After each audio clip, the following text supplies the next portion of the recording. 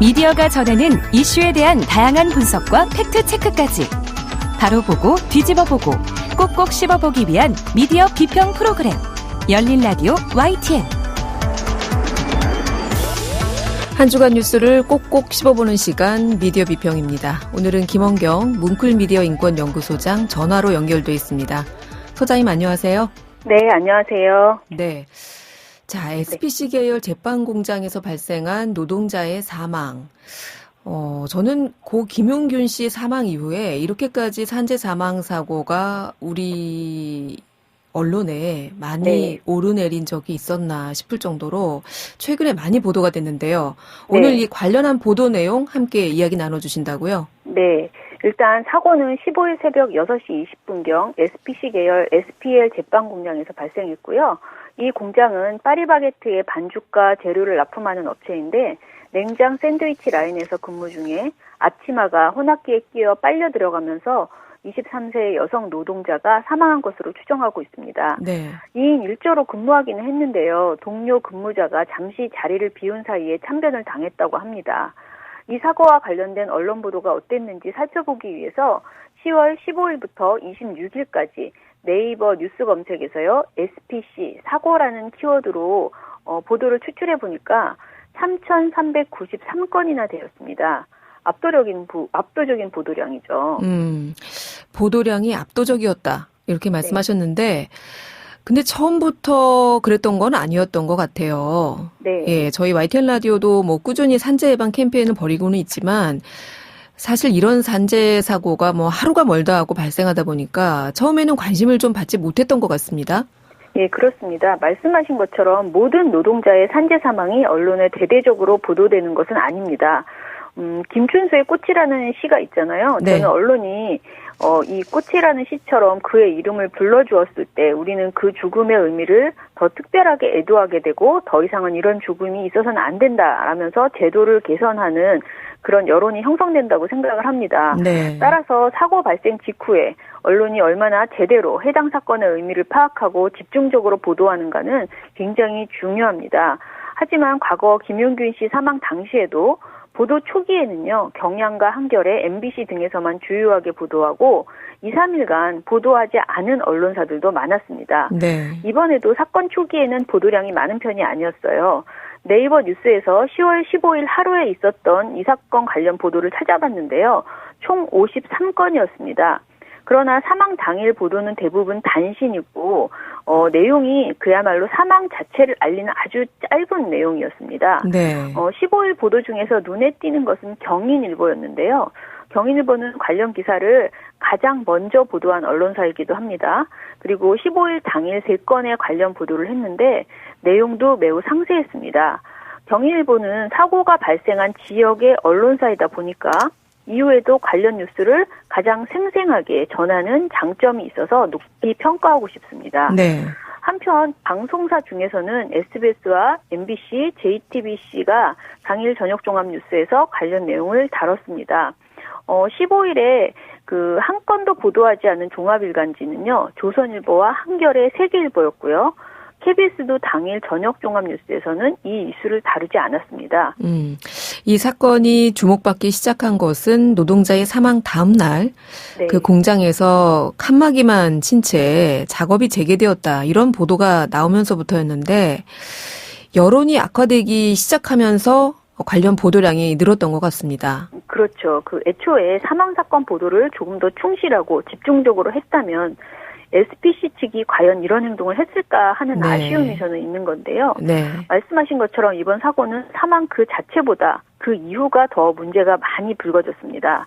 사고 다음 날 해당 공장인 SPL에서 곧장 작업이 가동되었습니다. SPL 측은 노동부가 9대의 소스 혼합기 중에서 덮개를 열면 자동으로 기계가 멈추는 자동 방호 장치, 즉 인터록이 없는 기계와 덮개는 있지만 인터록이 없는 기계 총 7대만 작업 중지를 권고했기 때문에 나머지 2대는 그냥 작업을 재개했다라는 것인데요. 네. 한겨레는 16일자 보도에서 사건 현장을 방문한 정치권 관계자의 이야기를 전했습니다. 사실 이 보도가 어떻게 보면은 나쁜 여론, 그야말로 SPC에 대한 그 비난 여론이 커지는데 굉장히 트리거가 된 보도였거든요. 네. 이 보도에서 국가수 감식이 끝나지 않아서 선열도 그대로 남아있는데 그 옆에서 직원들이 빵을 만들고 있다라면서 동료 직원이 사망했는데 하루 만에 칸막이 하나를 두고 일을 하는 식으로 방치했다라며 정신적 트라우마는 어떻게 할 것인가라는 지적을 한 것이죠. 네. 노동부는 노동자의 사망 다음 날인 16일 오후에야 나머지 2대를 포함한 3층 전체 공정을 중지하기를 권고했습니다. 이렇게 안이한 대응을 한 사측은 마땅히 비난받아야 마땅하지만 더 많은 언론이 사망 직후부터 대대적인 보도를 통해서 문제의 심각성을 지적했고 관심을 가졌더라면 노동부나 사측 모두 좀 더 빠르게 정상적인 대응을 하지 않았을까라는 생각도 든다는 거죠. 네. 이 때문에 피 묻은 빵이라는 다소 불편한 표현도 소비자들 사이에서 더 많이 회자되고 있는 거고요. 네. 심지어 10월 19일 경인일보의 단독 보도 동료 시신 수습 SPL 직원들 사고 후 쉬지 못했다. 이 보도를 보면요. SPC 측이 작업자들에게 5일간의 휴가를 지시했지만요. 이들은 사고 이후에도 최대 3일간 동료가 변을 당한 현장을 곁에 두고 작업을 해야만 했다라고 지적하고 있습니다. 게다가 SPC 측에서 고인의 장례식장에 파리바게뜨 빵을 보냈다는 것도 기사화되면서 해당 이슈는 굉장히 폭발적으로 늘어나게 되었습니다. 네. 마침 국회 국정감사 기간이었고 국회 환노위 감사에서 이런 지적이 나왔다고 해요. 사고가 난 SPL 사업장이 지난 2016년에 산업안전보건공단으로부터 안전보건 인증을 받은 사업장이라는 건데요. 네. 근데 보통 우리가 인증 이런 거 받으면 잘 관리되고 있다 이런 얘기 아닙니까? 그렇죠.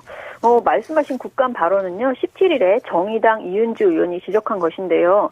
사고가 난 SPL 공장은 산업안전공단의 안전보건 경영 시스템 인증까지 받았고요. 네. 2016년 최초 인증 후에 올해 5월까지 2번이나 연장되어서 7년간 인증받은 사업장입니다. 네. 이 공장의 업무상 재해의 40.5%가 그동안 끼임 사고였대요. 2017년부터 올해 9월까지 모두 37명의 사고 재해자가 발생했는데 네. 그중 가장 많은 15명이 끼임 사고로 인한 부상이었다고 합니다. 그런데 안전공단이 끼임 사고 방지 장치 설치 여부 심사도 안 하고 안전 인증을 해줬던 것입니다. 심지어 2020년 정부의 대한민국 일자리 으뜸 기업으로 선정되어서 3년간 고용노동부 정기근로 감독도 면제되어 있었습니다. 네. 이은주 의원은 공단이 2차 인증 당시에 제대로 된 검사를 진행했더라면 오늘날 이러한 비극은 없지 않았겠냐라면서 질타했고요. 또한 이 의원실에 따르면 사고가 발생한 SPL 평택 제빵공장은 사고 다음 날인 16일에도 사고 지점과 기계를 제외한 나머지 기계를 가동 중이었습니다. 사고 기계에는 노동자 움직임을 감지하는 안전장치가 설치되지 않았으나 사고 직후 안전장치가 설치되어 있었다는 건데요. 네. 이에 대해서 이 의원은 사고 직후 몇 시간 사이에 안전센서를 설치했다는 것은 작업 시간을 줄이기 위해서 그동안 안전센서를 뗐다가 다시 붙였다고밖에 볼 수 없다라고 비판하기도 했습니다. 네. 이 내용은 네이버 뉴스 기준 50건 정도가 17일에서 18일 사이에 보도되었습니다. 그러나 이 내용도 인터넷 언론사와 통신사 위주로 다뤘지 사실 주요 언론사들에서는 이 보도를 외면했다 해도 과언이 아닙니다. 이은주 의원 관련된 소식은요, 굉장히 잘 다룬 보도가 노컷뉴스나 민중의 소리 등이었습니다. 네. 17일에 중앙일간지 중에는 경향신문이 제빵공장 사망사고 SPC 계열사 대표 국정감사 증인 소환에서 관련 내용을 보도했고요. 네. 또 10월 18일에 YTN이 이슈 인사이드 20대 노동자 숨진 빵공장 안전인증 어떻게 해서 이은주 의원과 직접 전화 연결을 해서 관련 내용을 상세히 다루기도 했습니다. 네. 자, 이렇게 노동부나 사측의 대응이 질타를 받는 사이에 우리에게 유명한 파리바게뜨, 여기가 영국 런던에 1호점을 열었다. 또 이런 보도 자료가 나왔어요. 네. 그러면서 더 여론으로부터 외면을 받게 되기도 했었죠. 네, 그렇습니다. 한국노총은 17일 발표한 입장문에서 SPC 그룹은 계열사에서 노동자가 죽는 중대재해가 발생했음에도 관련 뉴스가 보도되자 16일 파리바게트 런던 매장 오픈하면서 영국 시장에 진출했다고 대대적으로 홍보했다.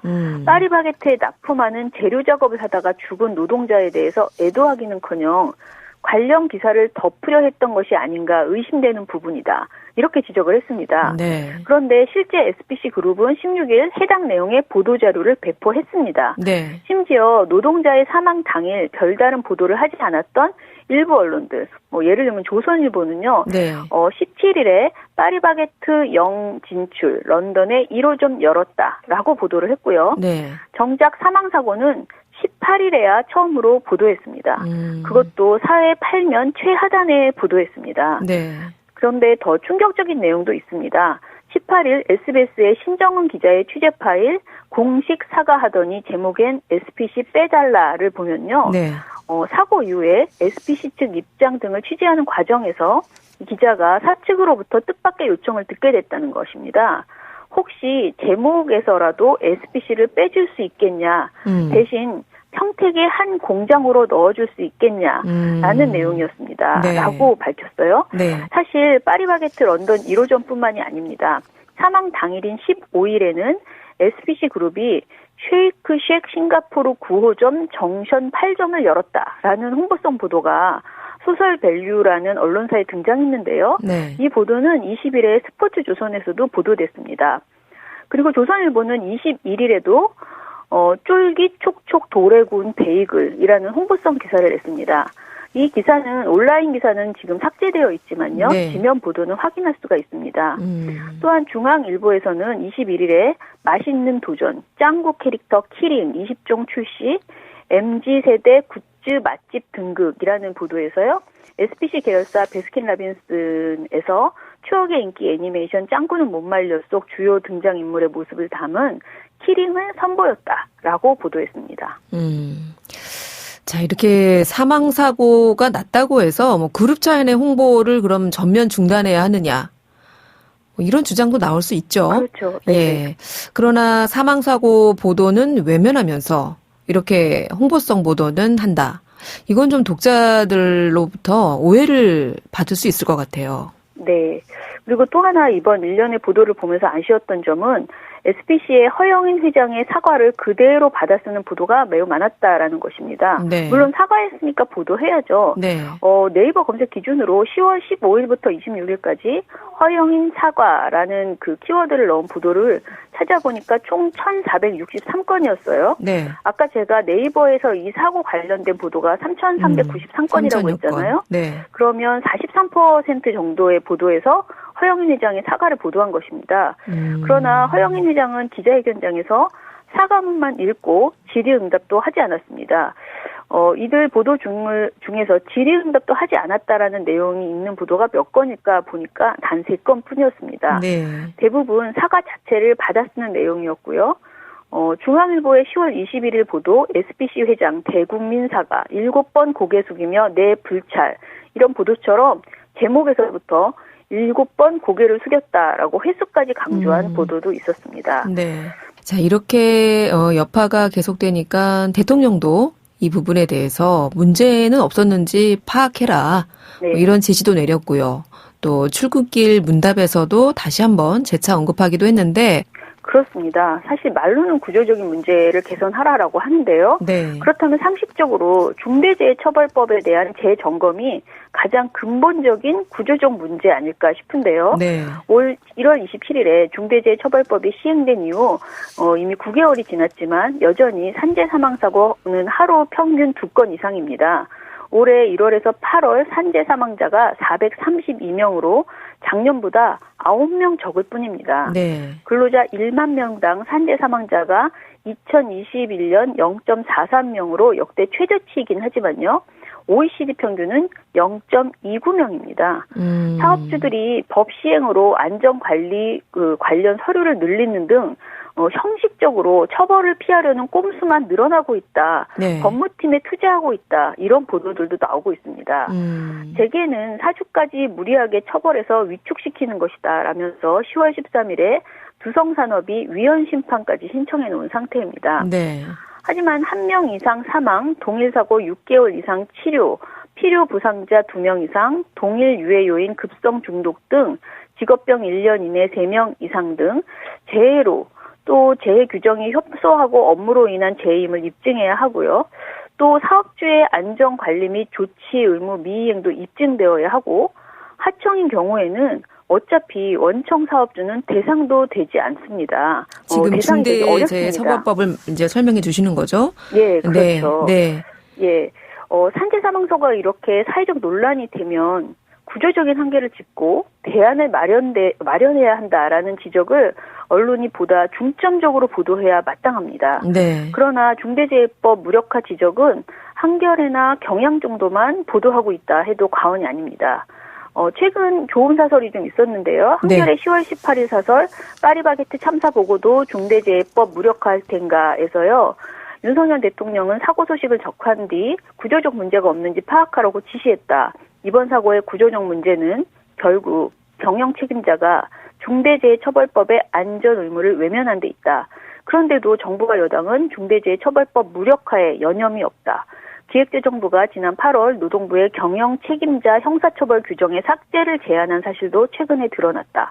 윤 대통령이 자신의 진정성을 보여주려면 일터의 죽음을 막기 위해 중대재해처벌법을 오히려 강화하라고 지시해야 한다라고 강조했습니다.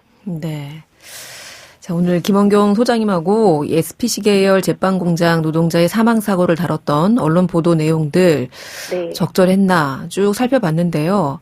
사실 이 사고가 난 그 일주일 뒤에 또 SPC의 한 공장에서 손가락이 절단되는 그런 사고가 나기도 했어요. 예, YTN이 단독으로 또 보도하기도 했는데 이 안전한 일터 만드는 일, 단지 이게 일터만의 문제가 아니지 않습니까? 그렇죠. 결국에는 내 가족의 안전이 될 수도 있고 온 국민의 안전을 챙기는 일일 텐데요. 언론도 지적하신 대로 지속적으로 후속 보도하고 문제점과 대안을 짚는 보도들을 좀 게을리하지 않아야 할 이유인 것 같습니다. 예, 오늘 말씀은 이렇게 정리할게요. 고맙습니다. 네, 감사합니다. 네, 지금까지 김원경 뭉클미디어 인권연구소장이었습니다.